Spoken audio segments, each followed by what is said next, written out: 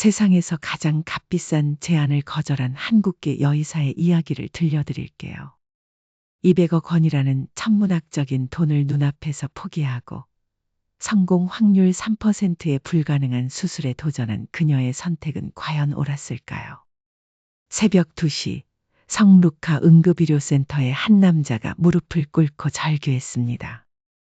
혈흔으로 얼룩진 정장을 입은 채로 말이에요. 수술대 위에는 그의 16살 딸이 죽음의 문턱에서 생사를 오가고 있었습니다. 두개골 다발성 골절과 대량 뇌출혈로 인해 생존 가능성은 고작 3%. 그 누구도 손을 들려 하지 않았습니다. 200억 원을 준다고 해도 말이에요. 그때 응급실 한 구석에서 조용히 차트를 정리하던 한 사람이 천천히 일어났습니다. 작은 체구의 동양인 여성, 바로 27살 한국계 의사 박혜린이었어요. 이 모든 비극은 불과 4시간 전부터 시작되었습니다.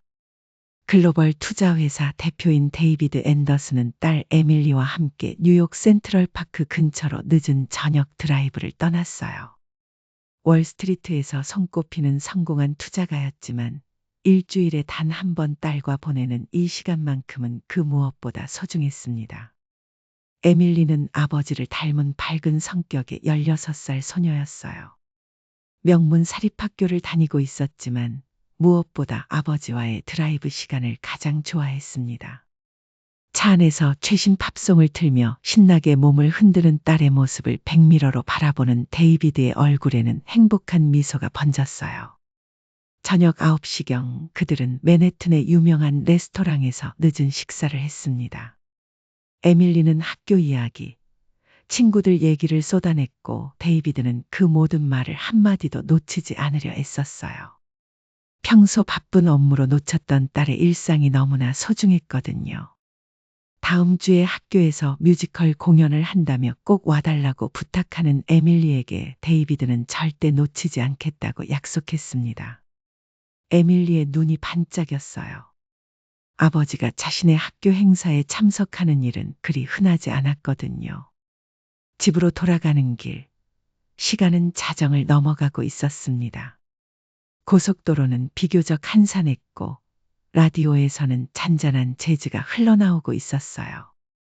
에밀리는 조수석에서 창밖 야경을 바라보며 만족스러운 표정을 짓고 있었습니다. 오늘 정말 최고였다고 말하는 딸에게 데이비드도 다음 주에 또 이런 시간을 갖자고 약속했어요. 그것이 아버지와 딸이 나눈 마지막 평범한 대화였습니다.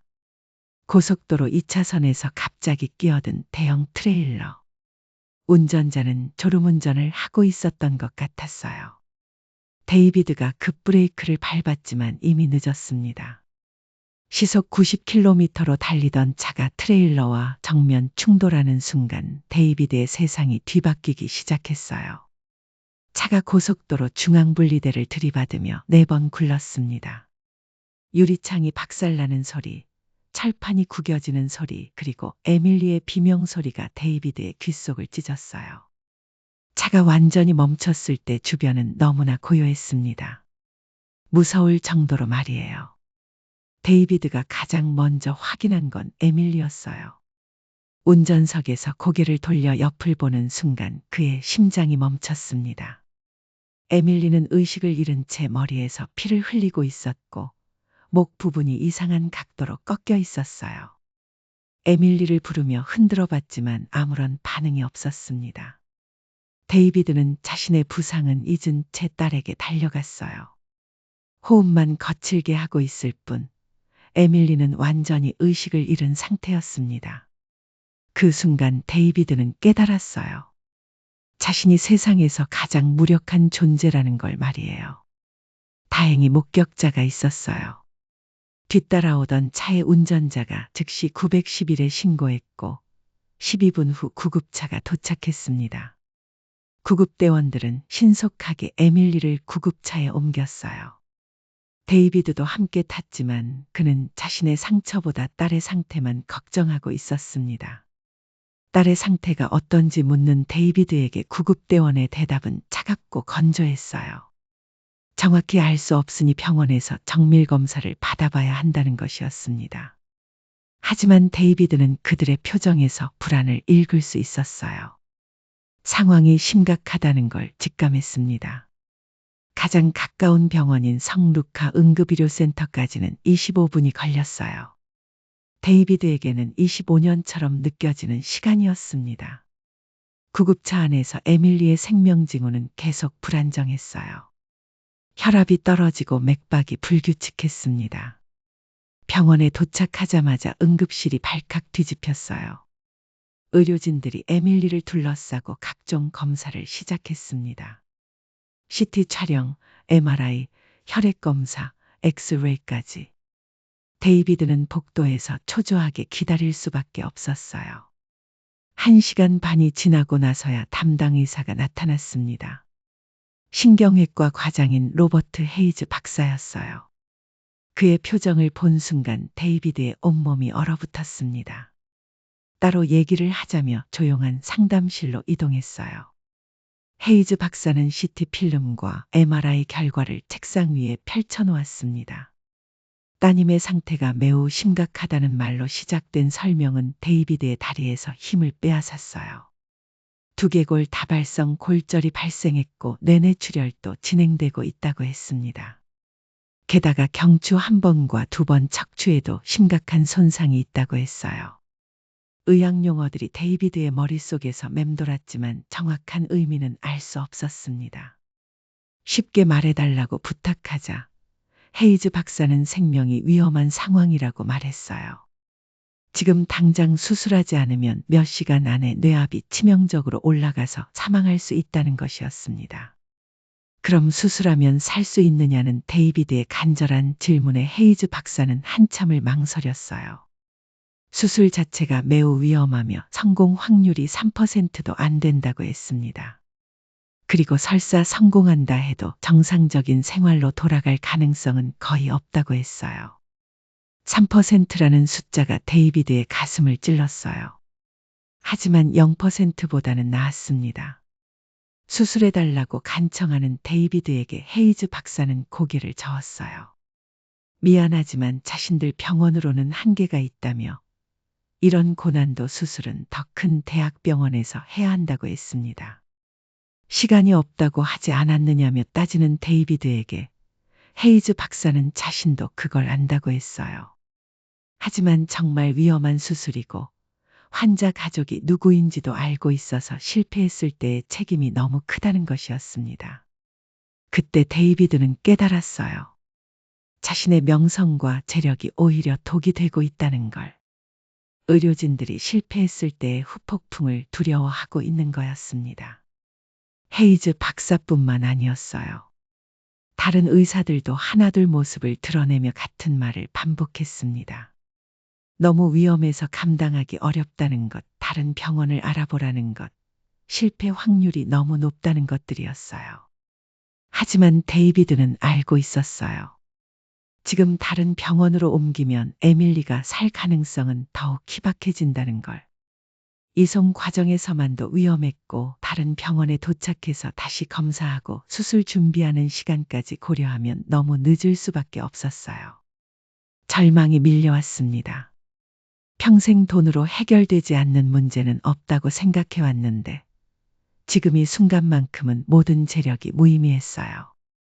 오히려 걸림돌이 되고 있었죠. 데이비드는 응급실 복도로 나왔어요. 그곳에는 이미 소문을 들은 의료진들이 모여 있었습니다. 간호사들, 레지던트들, 인턴들까지 모두의 시선이 자신에게 쏠려 있는 걸 느꼈어요. 그때였어요. 데이비드가 무릎을 꿇고 절규했습니다. 이 수술을 성공시키면 200억 원을 드리겠다고 말이에요. 복도가 순식간에 조용해졌어요. 간호사들의 발걸음도, 멀리서 들리던 기계음들도, 심지어 에어컨 소리까지도 모든 게 멈춘 것 같았습니다. 200억 원이라는 숫자가 공기 중에 무겁게 떠다녔어요. 의료진들의 눈이 동시에 커졌습니다. 200억 원이면 평생 일하지 않아도 될 돈이었어요. 아니, 자녀들까지 대를 이어 부유하게 살 수 있는 금액이었습니다. 하지만 아무도 나서지 않았어요. 제발 누구든지 제 딸을 살려달라며 간청하는 데이비드의 목소리에는 세상 모든 절망이 담겨 있었어요. 평생 자신감 넘치게 살아온 성공한 투자가의 모습은 온데간데 없었습니다. 그저 딸을 위기에서 구하고 싶은 무력한 아버지의 애절한 부탁이었죠. 의료진들은 서로의 얼굴만 바라봤어요. 200억 원이라는 금액에 혹하지 않을 사람은 없었겠지만 그만큼 위험도 컸습니다. 실패하면 커리어는 물론 법적 책임까지 져야 했어요. 특히 상대가 데이비드 앤더슨이라면 더욱 그랬죠. 미안하지만 너무 위험하다며 정말 다른 병원을 알아보라는 말들이 이어졌어요. 하나둘 의사들이 뒤로 물러났습니다. 200억 원이라는 천문학적 보상에도 불구하고 말이에요. 바로 그 순간이었어요. 응급실 구석에서 차분히 환자 차트를 보고 있던 한 사람이 천천히 일어났습니다. 다른 의료진들보다 키가 작고 동양인 얼굴의 젊은 여성이었어요. 검은 머리를 깔끔하게 뒤로 묶고 피곤에 지친 얼굴이었지만 눈만큼은 또렷했습니다. 박혜린, 27살의 한국계 여성의사였어요. 제가 하겠다고 말하는 그녀의 목소리는 작았지만 단호했어요.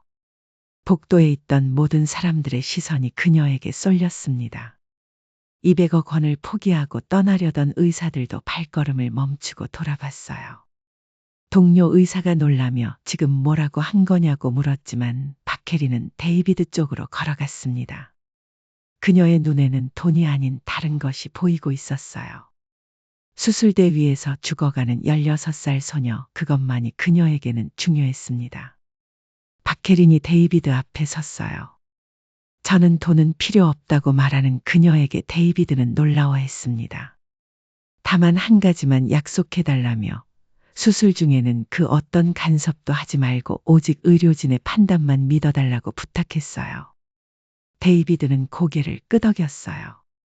마지막 희망의 끈을 놓고 싶지 않았거든요. 그런데 그때 다른 의사들이 박혜린을 둘러쌌습니다. 다시 생각해보라며 이건 너무 위험하다고 말했어요.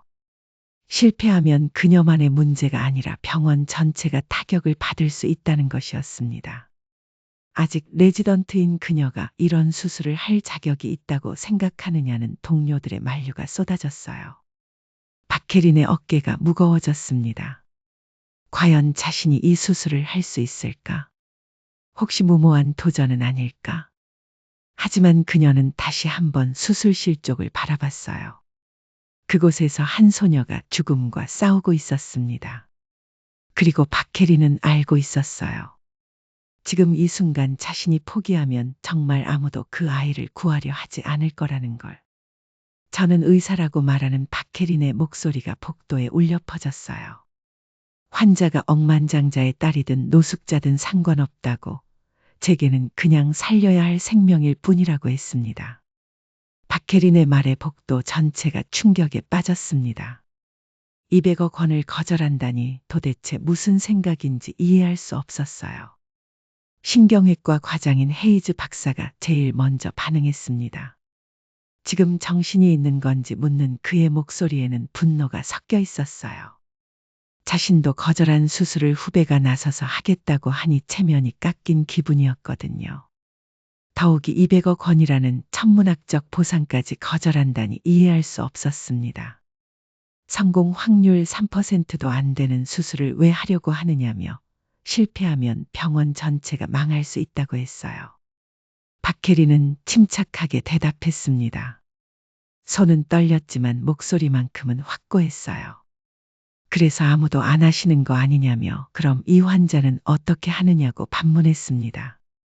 다른 병원으로 이송하면 된다는 말에 시간이 없다고 하셨잖다며 이송 중에 사망할 확률이 더 높다고 지적했어요. 말이 막힌 헤이즈 박사 대신 흉부외과의 윌리엄스 박사가 나섰습니다. 50대 중반의 베테랑 의사로 병원에서 영향력이 큰 인물이었어요.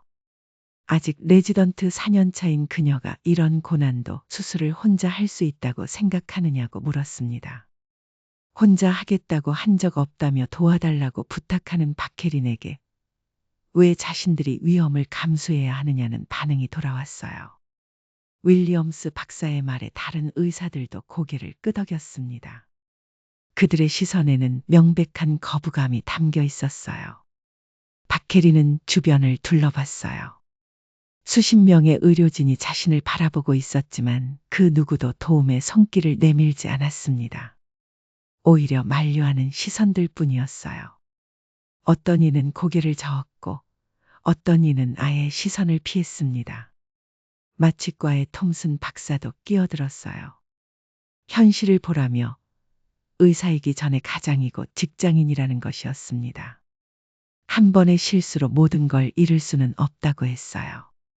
환자는 어떻게 하느냐는 박혜린의 질문에 그건 불가항력이라고 답했습니다. 박혜린의 가슴이 답답해졌습니다. 불가항력? 정말 그럴까요? 아니면 단지 위험을 회피하고 싶을 뿐인 걸까요? 그때 간호사 중 한 명이 조심스럽게 입을 열었습니다. 젊은 간호사였는데 걱정스러운 표정을 하고 있었어요. 정말 괜찮을지 묻는 간호사에게 박혜리는 실패할 수도 있겠지만 시도하지 않으면 확실히 죽는다고 답했습니다. 그녀의 목소리는 떨리지 않았어요. 하지만 내심 두려웠습니다. 정말 혼자서 이런 수술을 할 수 있을까? 실패하면 의사 생활이 끝날 수도 있는데 그뿐만 아니라 환자의 목숨까지 잃을 수 있었거든요. 데이비드가 박혜린에게 다가왔습니다. 그의 얼굴은 희망과 절망이 교차하고 있었어요. 정말 우리 딸을 살릴 수 있느냐고 물었습니다. 확실하다고 말씀드릴 수는 없지만 최선을 다하겠다고 답하는 박혜린에게 데이비드는 돈은 정말 필요 없느냐고 재차 물었어요. 200억이라며 평생 걱정 없이 살 수 있는 돈이라고 했지만 박혜린은 고개를 저었어요. 필요 없다며 자신은 그냥 의사로서 해야 할 일을 하는 것뿐이라고 말했습니다. 데이비드의 눈에 눈물이 맺혔습니다. 돈으로 해결되지 않는 문제가 세상에 있다는 걸 처음 깨달았어요. 아니, 오히려 돈 때문에 더 어려워지는 상황도 있다는 걸 알게 됐습니다. 그때 병원의 원장이 나타났어요. 60대 중반의 화이트 원장이었습니다. 그는 상황을 파악하자마자 심각한 표정을 지었어요. 박혜린을 사무실로 부르더니 이 수술이 얼마나 위험한지 아느냐고 물었습니다. 알고 있다고 답하는 박혜린에게 원장은 실패하면 환자가 죽을 뿐만 아니라 병원 평판도 망가진다며 의료진 전체가 타격을 받는다고 했어요.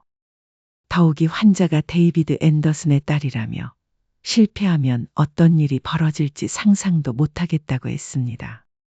박혜린은 잠시 침묵했습니다. 원장의 말이 틀린 건 아니었어요.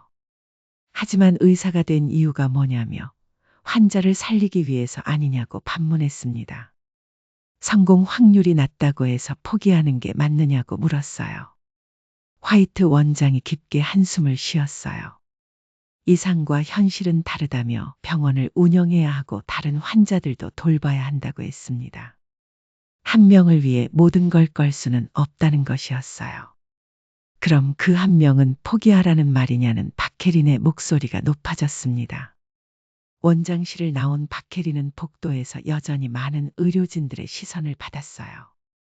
저 여자 정말 미쳤다는 말, 200억을 포기한다니 말이 되냐는 수군거림, 실패하면 우리까지 피해볼 텐데라는 걱정들이 들렸습니다.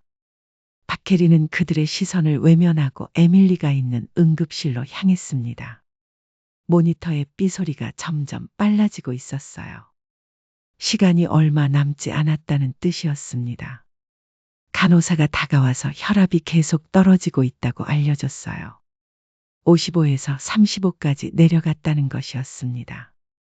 뇌압은 어떠냐고 묻자 위험 수치를 넘어서고 있으며 곧 임계점에 도달할 것 같다고 답했어요. 박혜린은 에밀리의 차트를 다시 펼쳐봤습니다. CT 스캔 결과를 보니 상황이 더욱 심각했어요. 뇌출혈이 계속 진행되고 있었고 경추 손상도 생각보다 컸습니다. 게다가 시간이 지날수록 생존 확률은 계속 낮아지고 있었어요. 정말 성공할 수 있을까? 박혜린 자신도 확신이 서지 않았어요. 하지만 한 가지는 분명했습니다. 지금 포기하면 에밀리는 확실히 죽는다는 것. 그때 뒤에서 목소리가 들렸어요. 정말 하실 거냐고 묻는 목소리였습니다. 돌아보니 젊은 간호사 하나가 서 있었어요.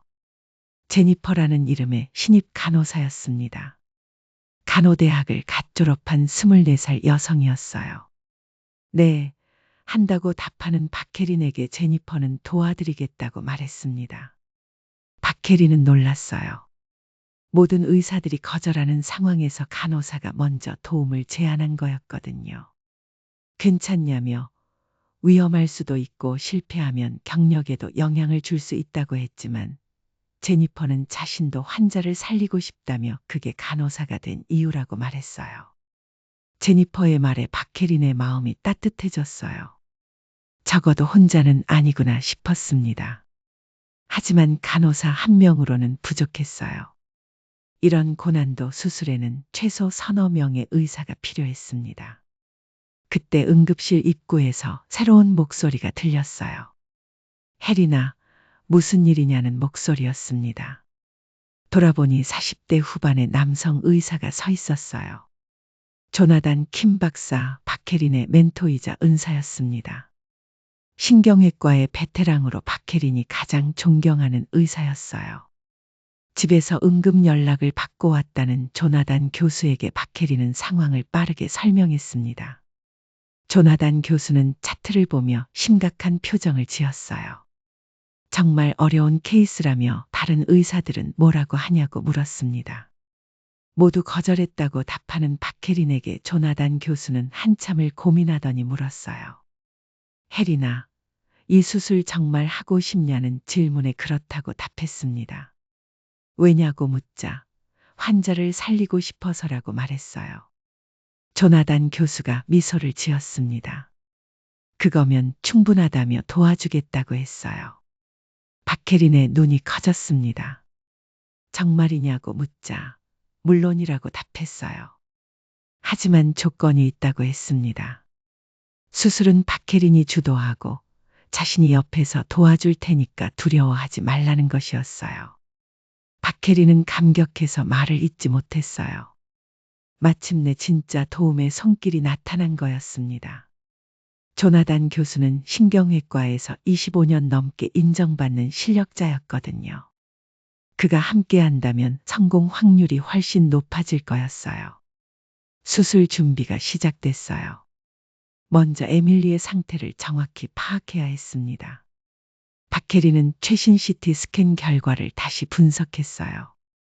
뇌내출혈이 계속 진행되고 있다는 조나단 교수의 지적에 경추 손상도 생각보다 심각하다고 박혜린이 답했습니다. 수술 순서는 뇌수술을 먼저 해야 한다고 결정했어요. 뇌압을 낮춘 다음에 경추를 봐야 했습니다. 동시에 하기엔 너무 위험했거든요. 수술실 준비가 시작되자 간호사 제니퍼가 발빠르게 움직였습니다. 수술 도구들을 정리하고 마취 장비를 점검했어요. 드디어 모든 준비가 끝났습니다. 에밀리를 수술실로 옮기는 순간 박혜린의 심장이 빠르게 뛰었어요. 손바닥에 땀이 났지만 마음은 오히려 평온했습니다. 4시간에 걸친 수술이 시작됐어요. 조나단 교수의 지도 하에 박혜린이 주도하는 수술이었습니다. 중간에 위험한 순간들이 몇 차례 있었지만 두 사람의 완벽한 호흡으로 모든 위기를 넘겼어요. 수술이 끝났을 때 박혜린은 온몸이 땀으로 젖어 있었습니다. 성공했느냐는 제니퍼의 질문에 일단 급한 건 해결했지만 아직 지켜봐야 한다고 답했어요. 에밀리를 중환자실로 옮긴 후 데이비드가 달려왔습니다. 우리 딸 괜찮냐며 묻는 그에게 박혜린은 수술은 성공했지만 며칠 더 지켜봐야 한다고 말했어요. 데이비드의 눈에서 감사의 눈물이 흘렀습니다. 3일 후 에밀리가 의식을 되찾았어요. 일주일 후에는 간단한 대화가 가능해졌고 2주 후에는 휠체어에서 일어나 몇 걸음을 걸었습니다. 모든 의료진이 기적이라고 감탄했어요. 퇴원 전날 데이비드가 박혜린을 찾아왔어요. 특별한 선물을 준비했다며 봉투 하나를 내밀었습니다. 한국의 어려운 아이들을 위한 의료 장학금이었어요. 박혜린 이름으로 50억 원을 기부했다는 것이었습니다. 박혜린은 이런 건 받을 수 없다고 했지만 데이비드는 자신이 박혜린에게 배운 것이라고 했어요. 돈보다 중요한 게 생명이라는 걸 말이에요. 그래서 그 생명을 구하는 일에 쓰이길 바란다고 했습니다. 몇 달 후, 에밀리는 완전히 회복되어 의대 진학을 결심했어요. 박혜린처럼 사람을 구하는 의사가 되고 싶다며 멘토가 되어달라고 부탁했습니다. 여러분은 박혜린의 선택을 어떻게 생각하시나요? 200억 원이라는 천문학적인 금액을 포기하고 3% 확률의 수술에 도전한 것이 옳았다고 생각하시나요?